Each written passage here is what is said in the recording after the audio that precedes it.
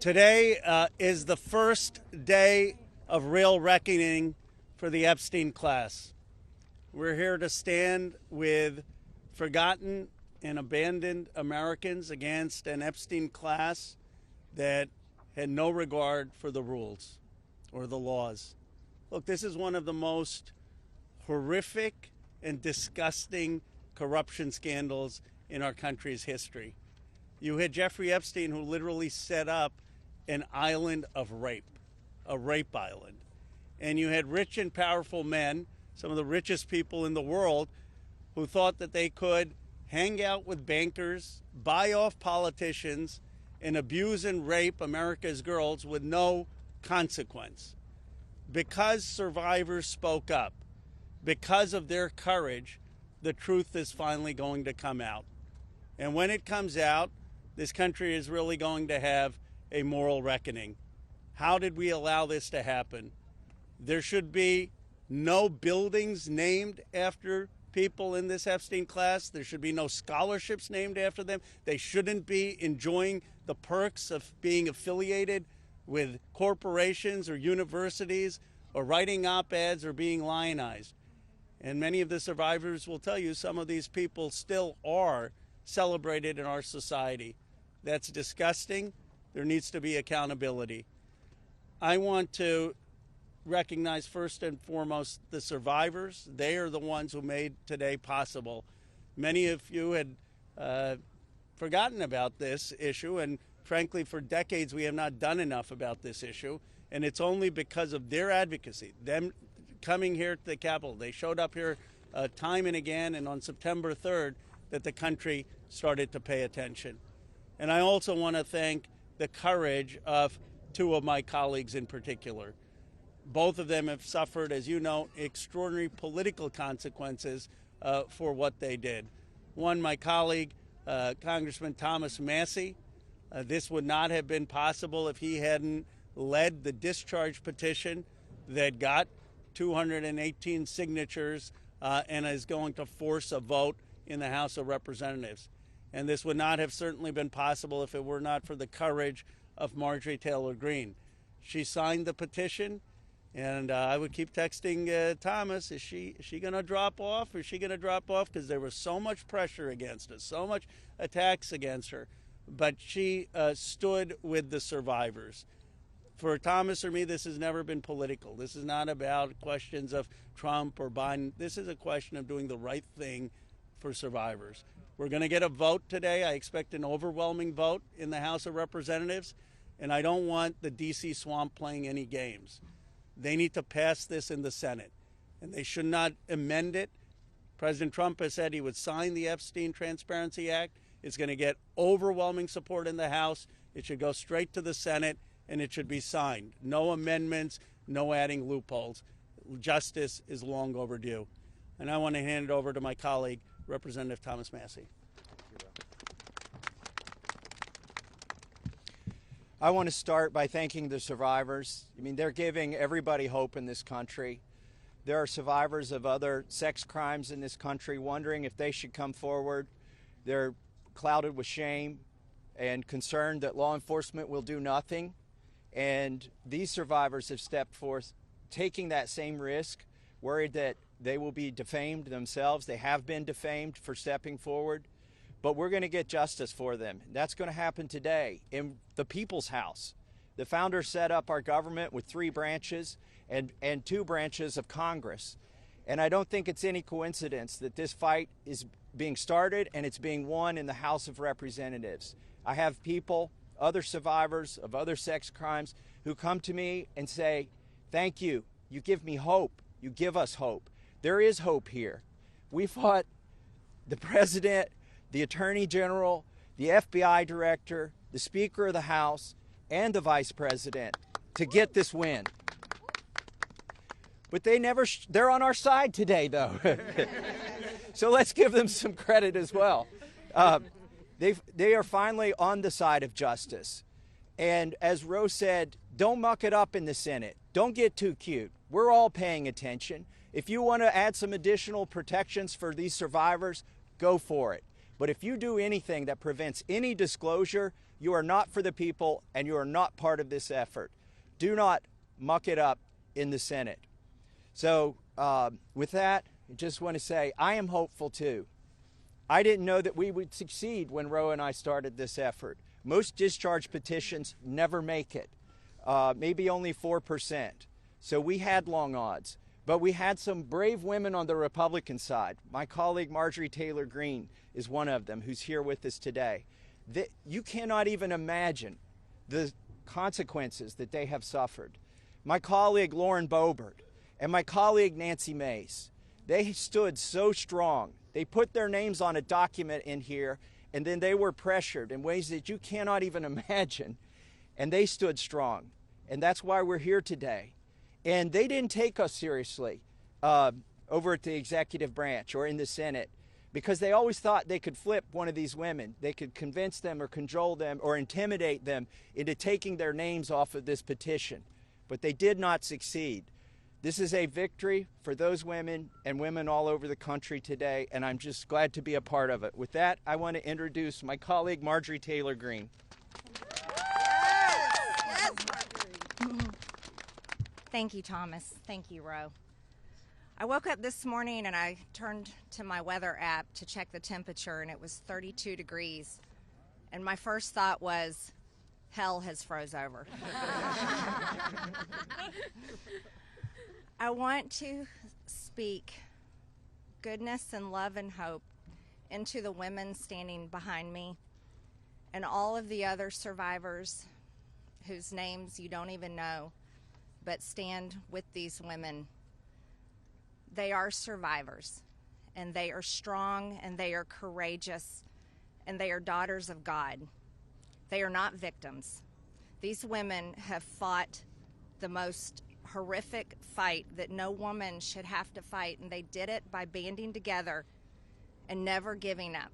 And that's what we did by fighting so hard against the most powerful people in the world, even the President of the United States, in order to make this vote happen today. I was called a traitor by a man that I fought for 6 years for. And I gave him my loyalty for free. I won my first election without his endorsement, beating 8 men in a primary. And I've never owed him anything, but I fought for him for the policies and for America first. And he called me a traitor for standing with these women and refusing to take my name off the discharge petition. Let me tell you what a traitor is. A traitor is an American that serves foreign countries and themselves. A patriot is an American that serves the United States of America and Americans like the women standing behind me. And I want to tell you that this only became possible today because the American people whom we serve as representatives here in Congress demanded that this vote happen, and they put more pressure on every single elected politician in this city than has ever been put on them. And today you are going to see probably a unanimous vote in the House to release the Epstein Files. But the real fight will happen after that. While I want to see every single name released so that these women don't have to live in fear and intimidation, which is something I've had a small taste of in just the past few days, just a small taste. They've been living it for years. But the real test will be, will the Department of Justice release the files? Or will it all remain tied up in investigations? Will the CIA release the files? Will a judge in New York release the information? That's information that needs to come out. And will the list of names that these women privately hold, and they hold it because of their fear in their heart of what would happen to them if they release it on their own, will that list of names come out? That's the real test. So I want to thank Thomas Massie and Khanna for your bravery in doing something that is much needed in America, crossing the political aisle that has become bigger than the Grand Canyon in America. But these men crossed that aisle on behalf of these women. And that is more of what is needed today in America than ever in our history. So thank you so much. Who's next? Ro, I'll let you introduce. Thank you. Thank you. Thank you. Thank you, Marjorie, Representative Green, for your courage and your words. Before I introduce our survivors, I just want to say that they will make their statements, and then you can ask questions of Representative Massie, myself, or Representative Green, but we do not want people asking questions and cross-examining the survivors. They're here to tell their stories, and they should be heard by the American people with respect. Of course, Congressman Massie, myself, and Congresswoman Green would be happy to answer questions after that. With that, let me introduce the survivor who's helped organize a lot of this, and will be telling her own story and introducing the other survivors. Haley Robson, thank you for your courage and leadership. Absolutely, thank you all. Oh, good morning. It's a little chilly coming from Florida, not used to it. I want everybody to take a look. I know everybody sees us today as grown adults, but we are fighting for the children that were abandoned and left behind in the reckoning. This is who you're fighting for. This is who Congress is fighting for. This is who the House of Representatives are fighting for, and hopefully the Senate will fight for us too. I want to kick this off right, and I want to address Marjorie Taylor Greene, Thomas Massie, and Khanna. I want to express my gratitude for all three of you, and I know, Khanna, we spoke earlier. This is an incredible thing that I'm watching as a Republican, and this is non-political, but for you to go against your own party and to be ostracized, there's no place for political violence, there's no place for intimidation, and I can say firsthand, stepping out against Epstein and his crimes against children, we have all experienced that ourselves. So for you to knowingly put yourselves at risk and put your career at risk is unbelievable to watch, and we are so grateful. I also want to make a proposition for Marjorie Taylor Greene, because you've been an advocate for this. If you decide to read those names on the House floor for immunity, I will be more than happy, no security needed. I will stand beside you. I will hold your hand. I will hold your coat in solidarity with you. And on top of that, I did talk to Jayapal, who said she would be more than happy to read those names too on the floor with all of us. It's time that we put the political agendas and party affiliations to the side. This is a human issue. This is about children. There is no place in society for exploitation, sexual crimes, or exploitation of women in society. There's no room for it, guys. We're not having it. And to the President of the United States of America, who is not here today, I want to send a clear message to you. While I do understand that your position has changed on the Epstein Files, and I'm grateful that you have pledged to sign this bill, I can't help to be skeptical of what the agenda is. So, with that being said, I want to relay this message to you. I am traumatized. I am not stupid. I am traumatized. I am not stupid. You have put us through so much stress, the lockdowns, the halt of these procedures that were supposed to have happened 50 days ago. The Adelita Grijalva who waited to get sworn in, and then get upset when your own party goes against you because what is being done is wrong. It's not right. For your own self-serving purposes, this is America. This is land of the free. Land of the free. In 1863, we have a woman on top of the Capitol building represent freedom. I do not feel free today. I don't know if the women behind me feel free today.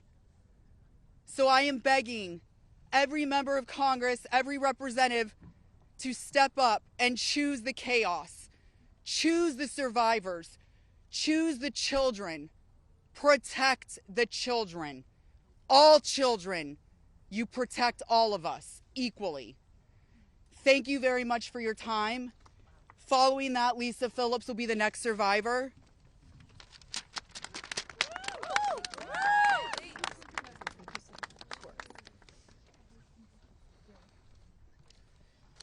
Good morning. My name is Lisa Phillips. It's an honor to stand here again for something America is finally united on: the immediate release of the entire Epstein Files. In a divided nation, this is one demand we all share. Last time I stood here, I made a promise to all survivors watching. If those in power refused to release the truth, we would start uncovering it ourselves. For anyone who doubted that, that moment has already arrived. Since that day, more survivors across the country and around the world have reached out: text, emails, DMs, firsthand accounts, and evidence. Many are women who were abused or trafficked through the international modeling pipeline Epstein built, promising visas, apartments, opportunities, futures, while exploiting their dreams for abuse. Most are still terrified to speak publicly because the men involved are powerful. They're connected, and as we know, they're protected. For too long, survivors have watched others speak for us. And while we are grateful for our allies in Congress on both sides, we've realized something. This fight belongs to us. We lived it, and we know the truth. And we will not wait quietly for institutions to decide when we're allowed to speak. The survivors now coming forward have entrusted us with their stories. We are sharing that information with the proper authorities, and when it can safely be made public, it will be. So today, we are launching something historic: the first national, survivor-led political movement in America. Nonpartisan, laser-focused on exposing the systems, the loopholes, power structures, and silencing mechanisms that have protected predators for far too long. We are stepping directly into the halls of power, into the political arena. We will help rewrite laws that failed us and build protections for our nation's children together, targeted by sexual exploitation. Together, today, survivors begin our own fight, the survivor revolution. And we intend to change this nation for the better. If you're a survivor who wants to join us, please reach out. And to anyone who benefits from the current system, intentionally or not, remember this: alone, yes, we are afraid, but together, we are feared. Thank you.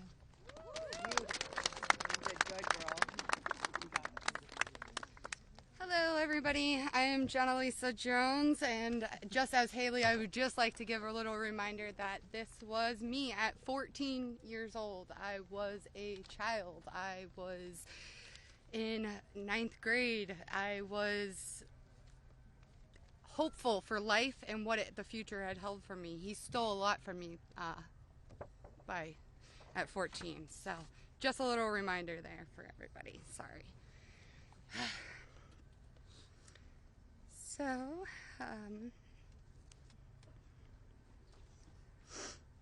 I just want to start out by saying thank you for all of you for being here today. I want to start by expressing my deepest gratitude to the members of Congress who have stood with us, the survivors, in demanding the transparency and justice. Your support is a signal that this institution can still serve the American people. This issue was never one that should have divided us the way it has. In fact, it should have united us. Sexual abuse is not a Republican issue. It is not a Democratic issue. It is also not a hoax. We are here as American survivors of a man who used his wealth and power to hurt young girls and women. The world should see the files to know who Jeffrey Epstein was and how the system catered to him and failed us. Emotionally, this process has been distressing. First, the administration said it would release everything and then applauded President Trump for that. Then it fought to release nothing. Now that checks and balances of our democracy have worked and the bill is getting passed to release the files, we are hearing the administration say they intend to investigate various Democratic Democrats who were friends with Epstein. I beg you, President Trump, please stop making this political. It is not about you, President Trump. You are our president. Please start acting like it. Show some class. Show some real leadership. Show that you actually care about the people other than yourself. I voted for you, but your behavior on this issue has been a national embarrassment.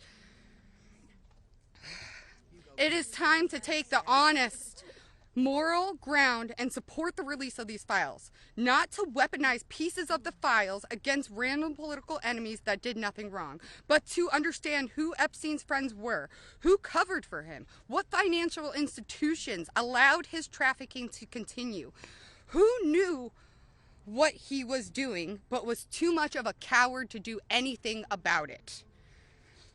Jeffrey Epstein and Ghislaine Maxwell were able to recruit and abuse young girls and women. Then the country will learn nothing, and has horrible history will repeat itself if we do not do something about this. Thank you to the brave congressmen and women who have stood by us and recognized our side is the American side, and we should all be proud once again to be Americans. I want to just extend my thank you so much to all three of you, very, very much. The first time we were here, listening to the, people yell shame at you, and when she was here in support of us, really hit home and spoke some volumes, and I just very much appreciative of your support, and we stand by you. Don't let any of them bully you. We're here for you. Thank you, guys.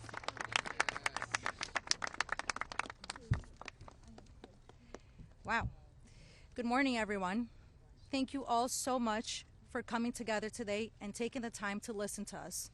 Your presence means the world, and it shows commitment to understanding and supporting survivors and Americans. I stand before you today with a heavy heart. I originated from Brazil, and I came to the United States when I was 8 years old. I was only 14 when I first encountered Jeffrey Epstein, and my daughter is now almost at that age. At 14, the only things she should be concerned with are going to school, practicing at her cheerleading competitions, and enjoying her time with her friends and family. She should not have to bear the burden of worrying about being manipulated or exploited. At this age, she is still a child, and no child should ever have to face such threats. I also want to address a troubling statement made by a prominent figure on a major platform who suggested that a 14-year-old should not be considered a victim of pedophilia. This is a dangerous and incorrect notion. When we talk about how children at 14 should still be treated as children, I ask you to look at the young people around you. Remember when you were that age? Do you think you should have been responsible for being groomed? Put yourselves in our position when we were young. I'm here today not to just share my story, but to call on all of you to help make a difference. We need to support to push for the Transparency Act and release the Epstein Files. Please reach out to your Congress members and senators and urge them to support this crucial legislation. The truth is something that we all deserve, and it is vital for safety and protection of the future of generations. Think about all the young people in your life, your daughters, your nieces, your friends. Let's stand together and ensure that they grow up in a world where they are safe and valued. I often wondered, why did this happen to me? And then I realized, God only gives you what you can handle. I'm here for a purpose, and that purpose is to make a difference today. So, let's stand together to protect our children and our peace. Thank you.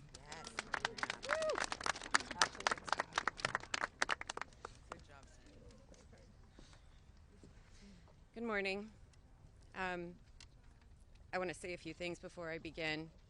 My speech may not be great. It was thrown together last minute as I only came here, decided Friday, when one of us, who has spoken several times, decided she couldn't come because of the threats. She was too scared. So I want to say, when you threaten one of us, you're threatening all of us. Yep. We are together now, and that's never going to change.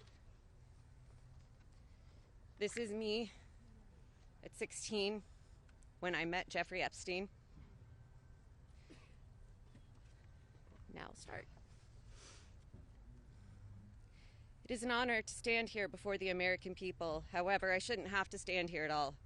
I'm here because as a child, I was pulled into Jeffrey Epstein's world, a world built on exploitation and manipulation of innocence and the protection of powerful men and women who believed that they were untouchable. Today, we'd rather be preparing for the holidays. We'd rather be at home with our families, baking with our children and decorating the Christmas tree as we try to move past this horrific moment that has impacted our entire adult lives. However, that's not possible because it's become something it should have never been, political and sensationalized. The truth is simple. We were victimized as children and failed repeatedly by the very system that was supposed to protect us. That's why we stand here today, to demand justice and accountability, not just for Epstein and his crimes, but for every predator and every enabler who participates in or protects abusers. The Epstein case was gravely mishandled consistently and deliberately over many years.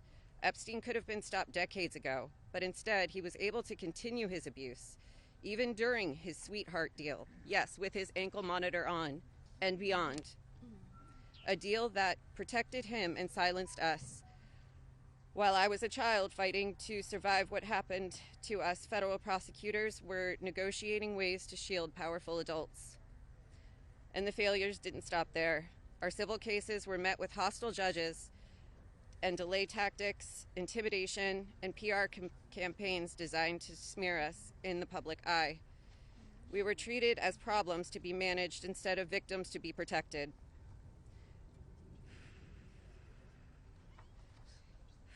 Today, something has changed.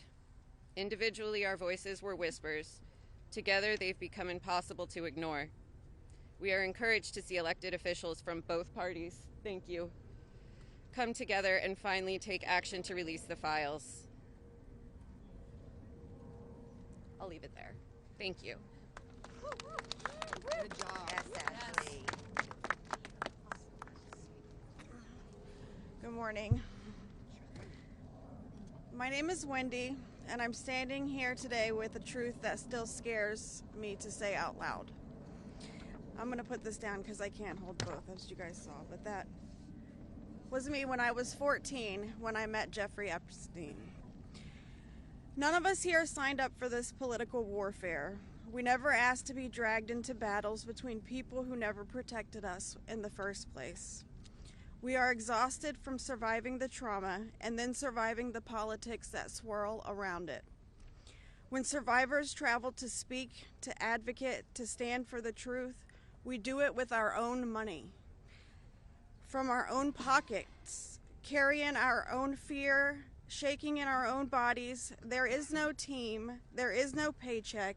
It's just us hoping our voices make a difference. And it puts a pit right in your stomach because you know you're standing on the right side of history. Yes. But standing on the right side of history is not a comfortable place to be. Yep. It never has been. And in a sick, heartbreaking way, it's an honor to show up, an honor to speak here, and an honor to stand in light when the world tried to keep us in the dark. And what keeps me standing is, even with all this fear, I have a 14-year-old daughter myself, the same age I was. And when I look at her, I see the little girl I used to be, the one that no one protected. My greatest fear in this entire world is history repeating itself. And I will do anything, absolutely anything, to make sure that she has to never be one of these girls standing in front of a crowd like this today in her life. So today, from the safest and bravest places inside myself, I am asking Congress, please pass the bill. Please release the records. Stop making survivors fight alone for the truth that should have protected us in the first place. To the representatives that support us, thank you. Thank you for standing beside survivors so we don't have to face this fear alone. Thank you for choosing what is right over what is easy. And every survivor who is scared right now, your fear is real. Your courage is real, and even though we're terrified, we keep showing up. Because someone has to tell the truth. Someone has to protect these children. We deserve safety then, we deserve it now. And we are done being afraid so others can stay comfortable. So with that, I want to say thank you guys for having us. And I just hope that people can remember that as survivors, our story never leaves us, but the choice that you make to pass this bill, your career is in front of you, and that choice will follow you. Everybody will know. So, thank you. Good job, Wendy. Well said. You're incredible. Hello, everybody. My name is Danny Bensky. This was me at 17 years old.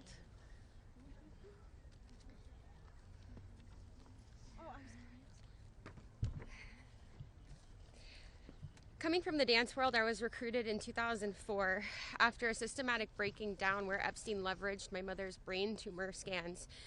He threatened me to withhold care for her. He trapped me in a year-long cycle of abuse.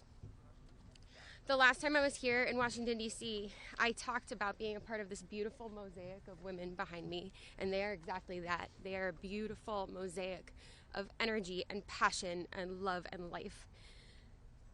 I am one story of 1,000. You think of that number, 1,000.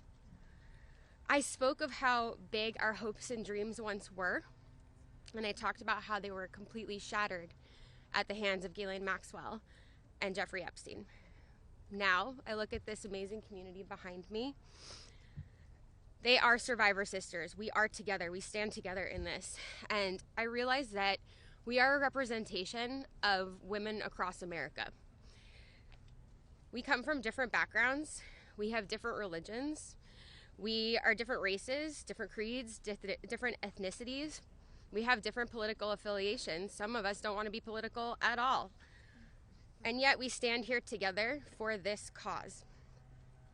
We're united in the call for transparency, complete transparency, to find justice. Justice for our younger selves. These pictures that you see, they're real people. I wish I could go back and give my former self a hug and say, this matters and it's going to change, and mean it. We are standing here for justice for the youth of tomorrow, and justice for those who are no longer with us, like the beautiful, brave Virginia Giuffre. We understand that the road is long, but I implore you to stay the course, please. Living in an age where you can get news in 10-second clips on your phone, I know that this is a big task for us, but it's a very personal one for survivors. It's a very personal one for us as a country. So I'd like to ask you to try something right now. I'd like everybody to close their eyes or soften their gaze just for a moment, and I want everybody to think of a child that is close to them between the ages of 14 and 18 years old. It could be your daughter, it could be your niece, it could be a friend's kids, it could be you at a former age, it could be your mother at that age. But really envision that for a second, 14 to 18 years old. Once you think of that person, I want you to think about what they feel like. What is their energy? What do they smell like? What sound do they make when they laugh? Really think about that child, just for a moment.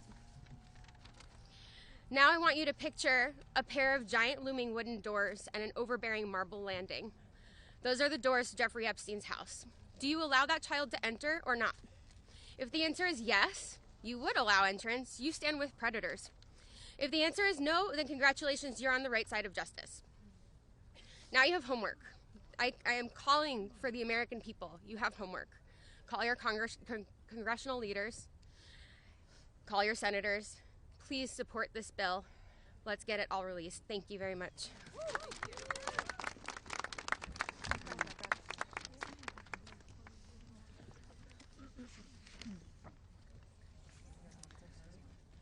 Good morning. My name is Annie Farmer, and this is a photo of me and my sister Maria Farmer around the time I was 16 and she was 25. That's how old we were when we were abused by Epstein and Maxwell. Survivors have repeatedly stated that our pursuit of transparency and justice is a nonpartisan issue. But given the political noise surrounding this case, I just want to remind people of some of the facts. In 1996, when my sister, Maria, bravely blew the whistle on this group by reporting to the FBI what Epstein and Maxwell did to both of us, they hung up on the phone on her, and there was no follow-up of any kind. Bill Clinton was president. In 2006, the FBI came to us, finally interviewed us, and asked us both to be witnesses against Epstein. We were very anxious, but we agreed. And then we didn't hear back from them due to their infamous sweetheart deal.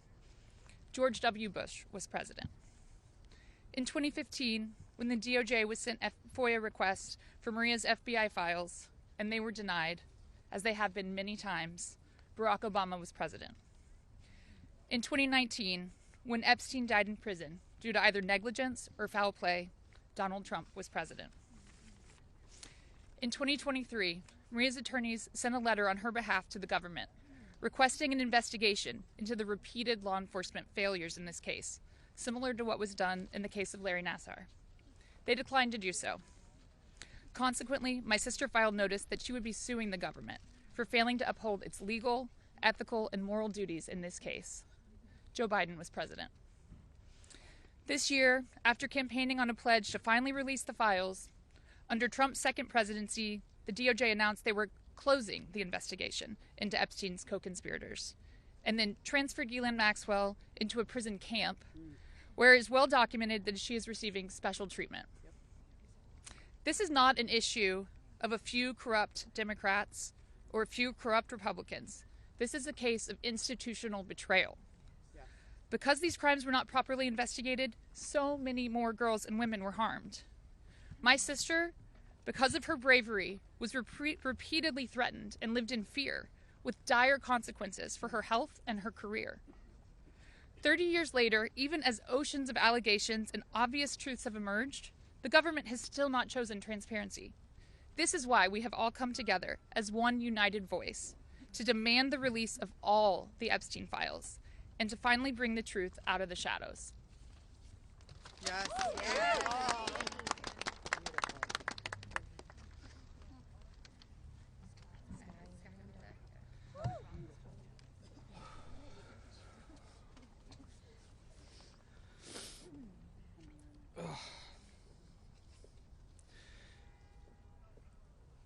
Ladies and gentlemen, esteemed members of Congress, and everyone gathered here today, I want to start by thanking the three of you.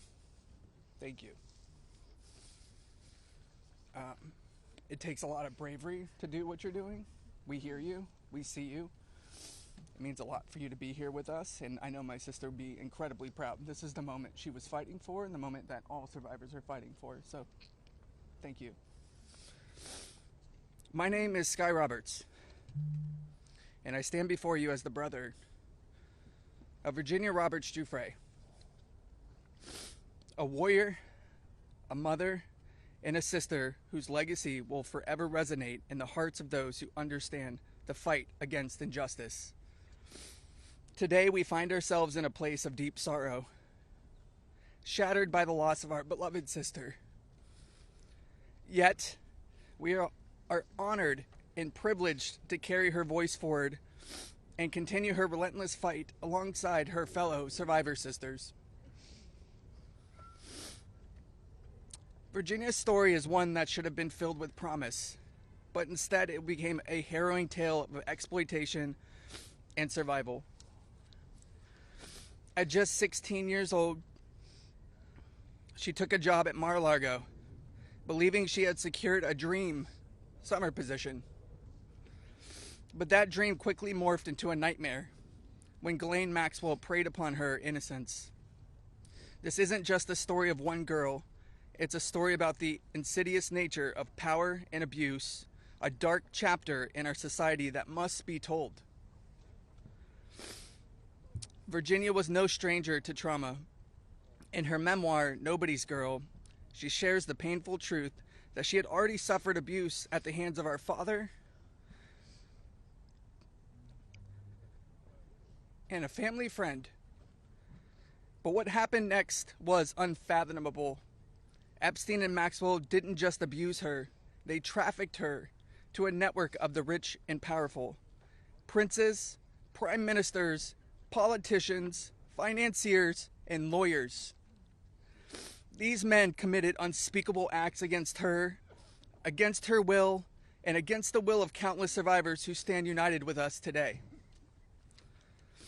Virginia's strength was tested in many ways that most of us can hardly imagine.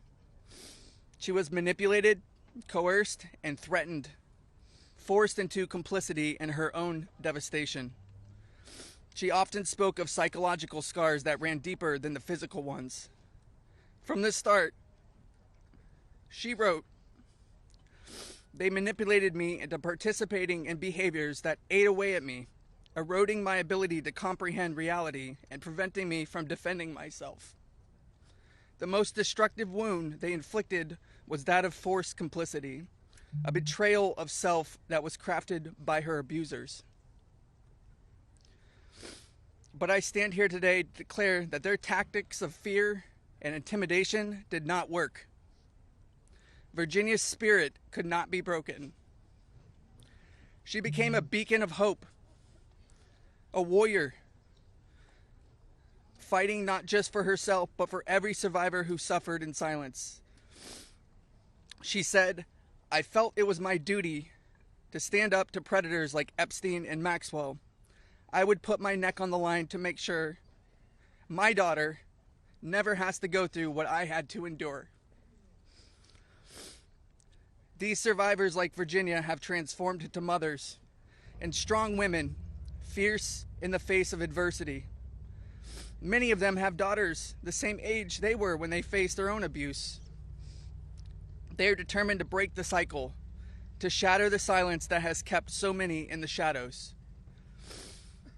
Virginia quoted in her memoir, "There I was, as the mother of 3 children. I felt it was my duty to stand up to predators like Epstein and Maxwell. I mentioned to Ellie in particular, her daughter, I would put my neck on the line to make sure she never has to go through what I had to go through. I said, joining Edward's CVRA case, what I would want somebody to do for my daughter or sister and friend.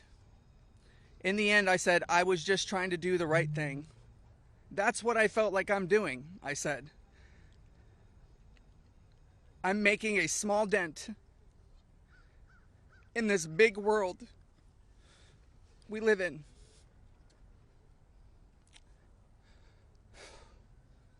Well, sissy,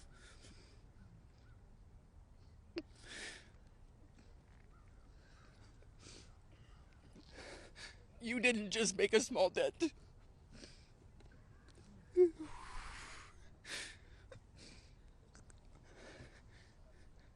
You made a monumental impact, a resounding statement that echoed across the world. You built an unbreakable wall, a barrier that will protect future generations from the horrors of abuse. As we gather here today, I urge each of you, members of Congress, advocates, and all those who hear this message to join us in this fight. We demand justice, accountability, and support for survivors. And we keep getting asked this. What does justice mean, you ask? It starts with acknowledgement. That's the first step. Acknowledge in the face of survivors that this happened and that this is true. Your vote carries that weight. My sister is not a political tool for you to use. These survivors are not political tools for you to use. These are real stories, real trauma, and it's time for you to stop just talking about it and act. Vote yes.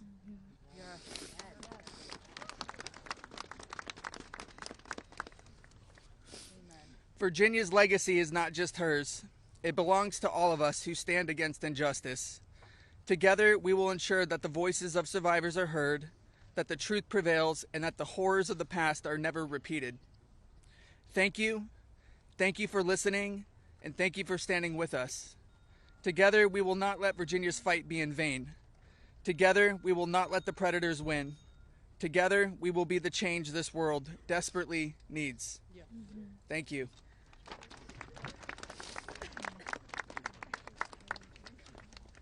It was so beautiful.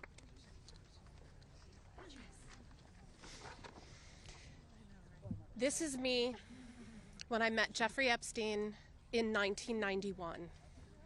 I always share the date when I talk about my story because people rarely acknowledge how long this has actually been going on. And for too long, truth has been buried, survivors have been silenced, and powerful people have been protected. And today we stand in a moment that will decide whether our government still belongs to the American people or to those who prey on them. Because when mountains of evidence and decades of victim reports across 5 administrations still lead to sweetheart deals or no prosecution at all, this isn't just one case gone wrong. It's an institutional failure on a historic scale, and every member of Congress in this administration must answer for that failure. Millions of sexual abuse survivors know the pain of speaking up and watching the institutions that are meant to protect them look away. We're not alone in this. Epstein may be the headline, but the betrayal reaches every corner of our country. And if our justice system can collapse this completely for so long, then Congress cannot pretend that the system is working. Not for us, and not for the generations that will live with the consequences of what they choose now. One long overdue step towards repairing this damage is the Epstein Files Transparency Act. Because without transparency, there's no accountability. Without accountability, there is no justice. And without justice, democracy dies. Yeah. So representatives, you have a choice to show millions of Americans whether you stand with us or with the powerful predators that are counting on your complicity. Thank you. Yeah. Good job.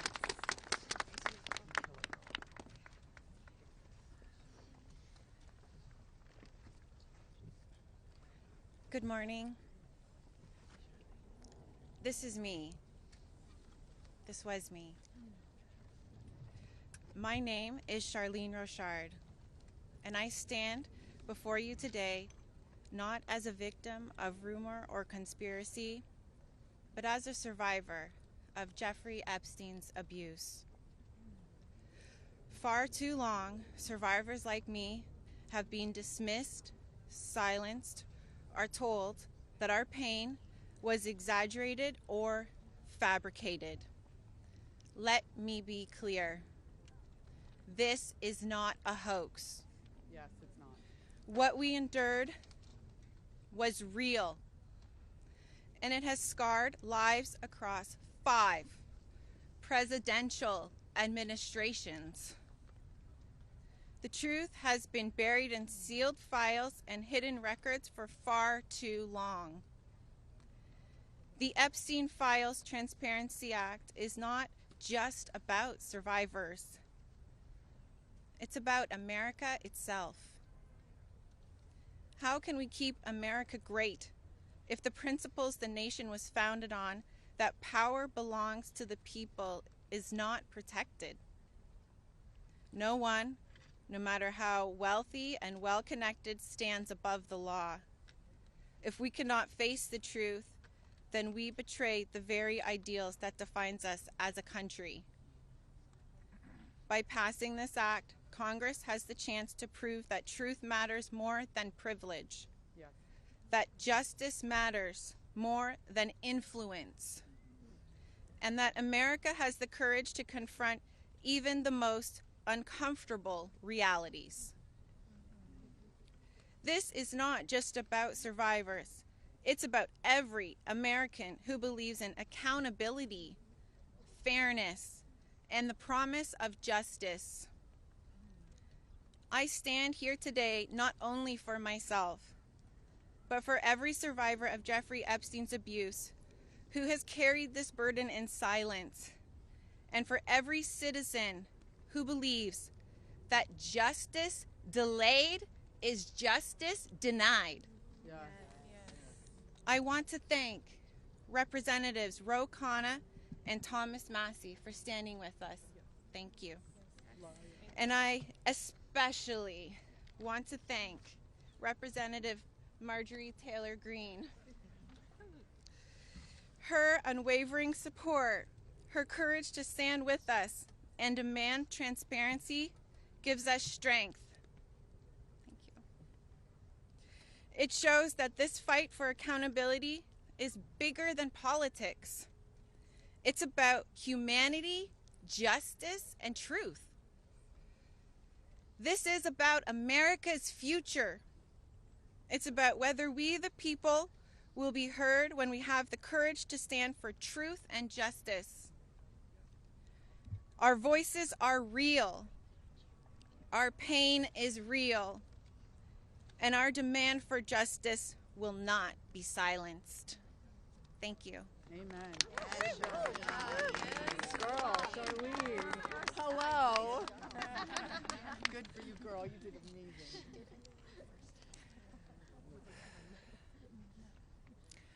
My name is Laura Bloom McGee.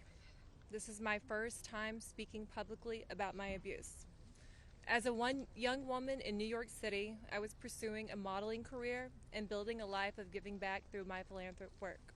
Instead, I was intentionally groomed and became part of an international model sex trafficking ring that was led by Jeffrey Epstein. I was sexually and mentally abused by Jeffrey Epstein. He used my dreams and vulnerabilities to silence me. Today, I am here to break that silence. Sex trafficking and sexual abuse are crimes against human beings, not political talking points. For too long, Epstein's abuse was an open secret, with his network remained protected.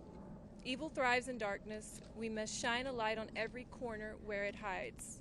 Nothing should be off limits in the search for truth. Please vote that everything in the files be released. Let investigations proceed without obstruction. Demand oversight and deliver justice. The government must never side with predators. I come as one survivor, but I stand here for everyone who prayed for me, who believed in me, and who hoped for me. To my fellow survivors, your courage brought me here. We are more than victims. We are mothers, daughters, sisters, friends. This is not a hoax, and we will not be erased. Shame on any elected official who obstructs truth and justice for the American people. Thank you. Amen. Yeah, girl. My name is Liz Stein. In 1994, I was a senior in college, just 21 years old. I had aspirations of attending law school after graduation, and it looked like I had a bright future ahead of me. 1994 was also the year I met Ghislaine Maxwell and Jeffrey Epstein. My involvement with them changed the trajectory of my entire life. The Epstein Files are not about loyalty to any one political party. They're evidence of a crime. We stand here today, victims of the crime of sex trafficking. I'm here today speaking both for my 21-year-old self and for the countless number of people who have experienced sexual violence. When I am asked what I would tell my younger self if I could say something, I say that I would tell myself to tell someone. And if they don't listen, to tell someone else. And to just keep telling until someone listens. And even if nobody listens to you, you should be proud of yourself because you stood in your uncomfortable truth when others could not. and that is true bravery.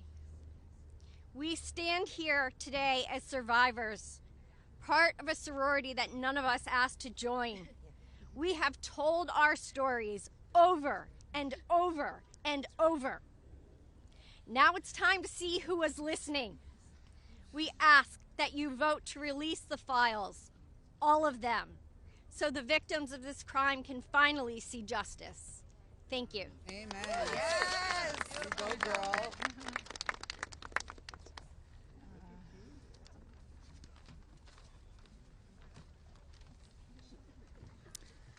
Well, hello, everyone, and I want to first say thank you for your ongoing leadership.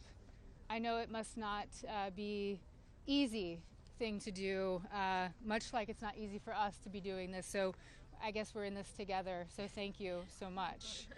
I feel like our courage has, we're reflecting, mirroring courage, because that's what it takes to do this, right? So this was me at 22 years old. I was not a child, technically, very young adult. I imagine most of you here can relate to the mindset and to be 22 years old.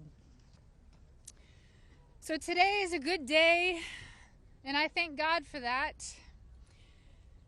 It's widely and undeniably clear that our current political climate is quite rigid and seemingly at war with one another. This sets a stage for voices, survivor voices, to get spoken over and drowned out by the political darts whizzing by. Not today, though.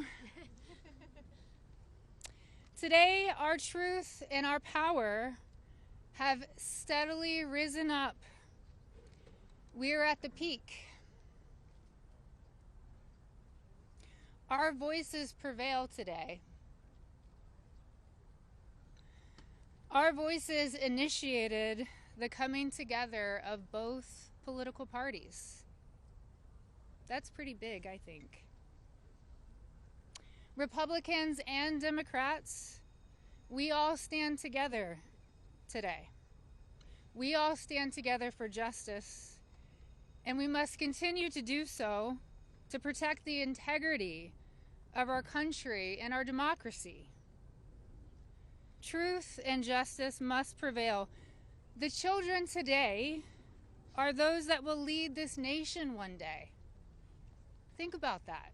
What does that mean to each of you? If anyone doubts that this does not directly contribute to the fate of our country and democracy, I challenge you and I urge you to think again.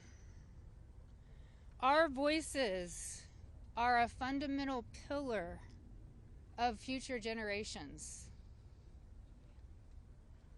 Today, that's what we stand here for.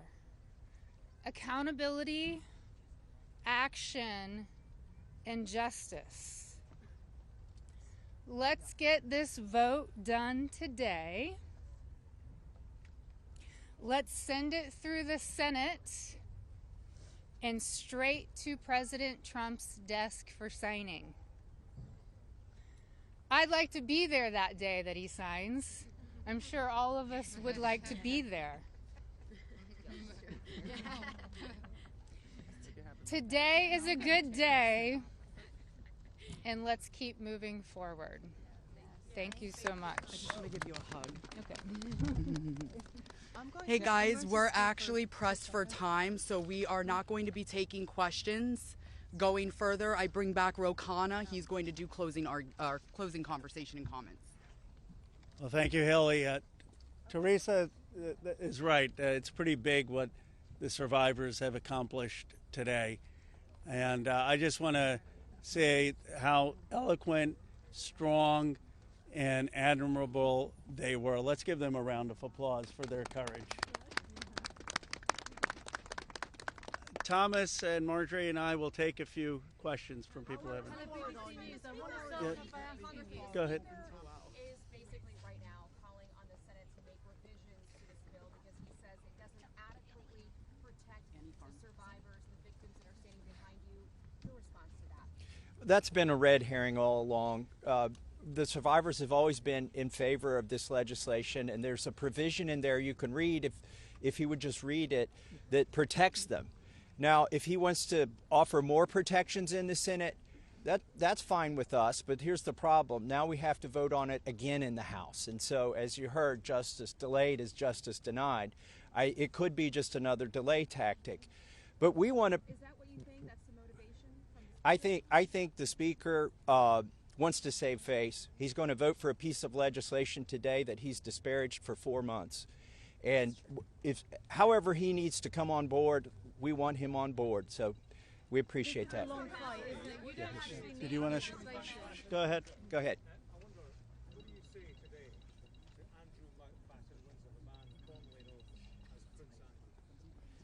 Well, you know, there's becoming a reckoning in Britain that needs to happen in the United States. A prince lost his title. The ambassador to the United States lost his job. We need to see those same kind of consequences here. As my colleague Rose said, there shouldn't be buildings named after these perpetrators of these heinous crimes. There shouldn't be scholarships named after them. And there needs to be accounting. We've seen tens of thousands of pages released by the Oversight Committee. What we've not seen is a single name. So I implore you to look and see if we have true justice and transparency in here. And the survivors will know when that has happened. And I do think that Prince Andrew does need to come and testify at our Oversight Committee, and that can be bipartisan. But I share Thomas's view that the urgency that the British people have shown in getting justice needs to inspire an urgency here in America. Go ahead. Go ahead. Go ahead. You don't need legislation to get the files released. President Trump could just release them today. Well, Is that frustrating for you? Why isn't he doing that? And also, did you ask him to be here today? It's a really powerful moment, this. Look, I'll let my colleagues speak. I hope the president meets the survivors, and I hope when he signs the bill, the survivors are there. I don't care if I'm there, Thomas Massie is there, Representative Green's there, but the survivors should be there. But I hope he meets them, because I think if anyone who meets them and sees their emotion will be moved. And my goal is to get justice here. So I hope he will meet them and really hear what's happened and actually take action. But the broader point is, yes, the president could order the Justice Department to release the files, but in a constitutional democracy, what we're supposed to have is Congress says that the files should be released, and then it's not on the whim of any president. Then the Justice Department is compelled to release those files because that's the law of the land. Let's just take a, yeah.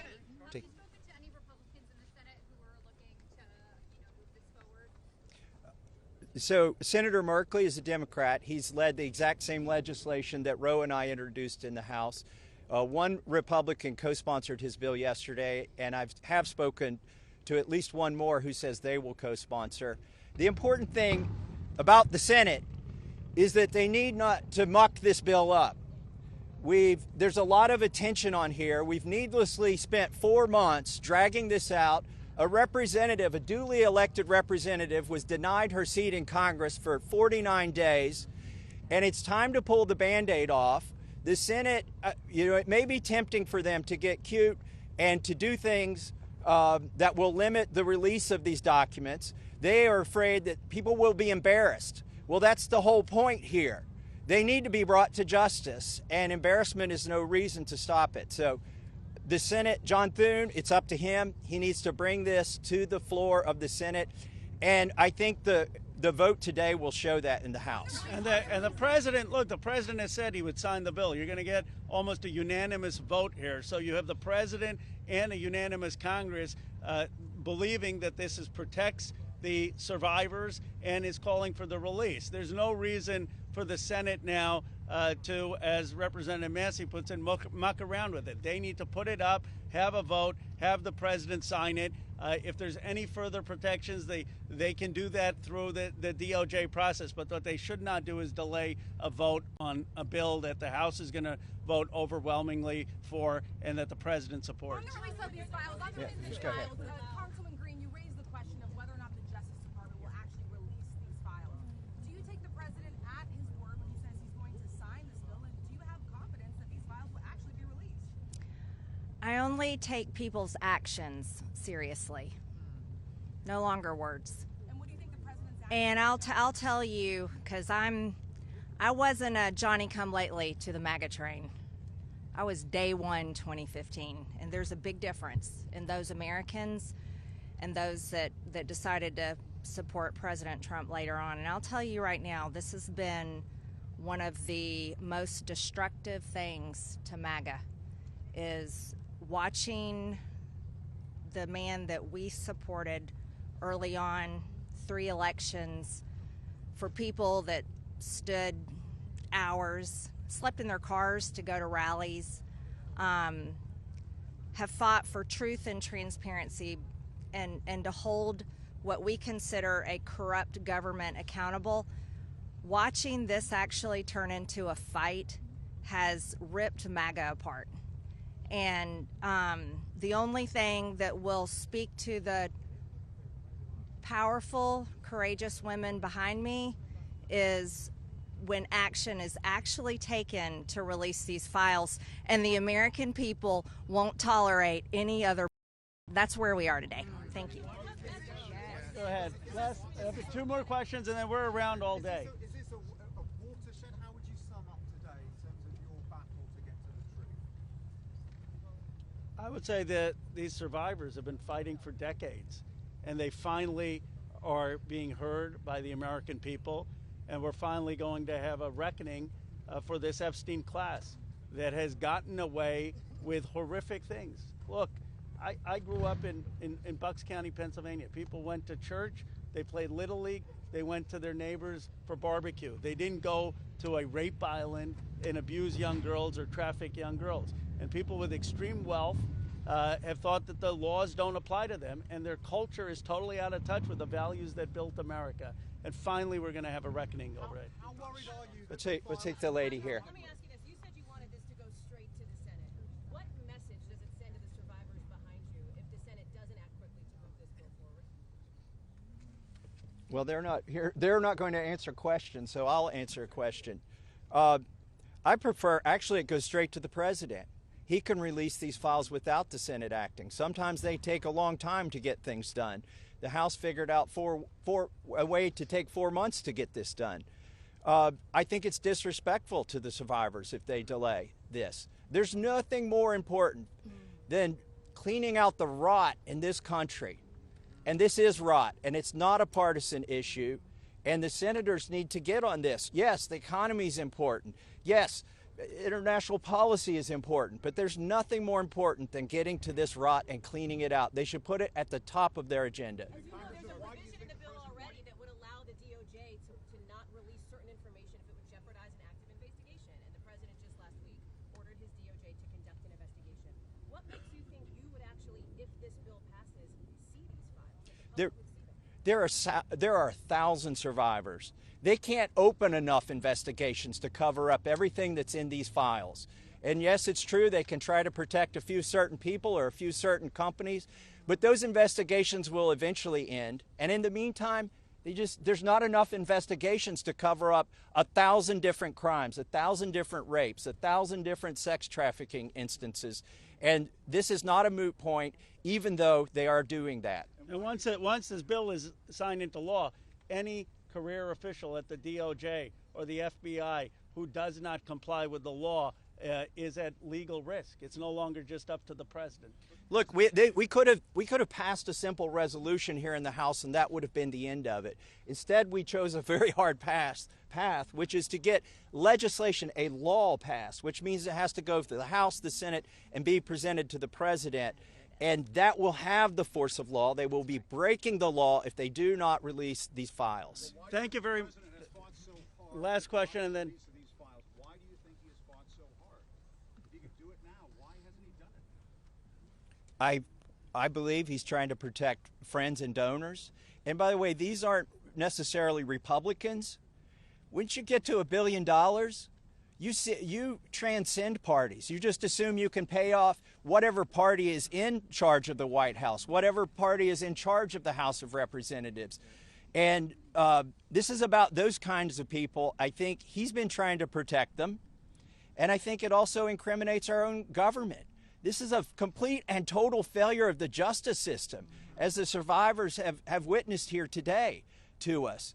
It incriminates the FBI. It incriminates our intelligence agencies. It incriminates police departments in West Palm Beach.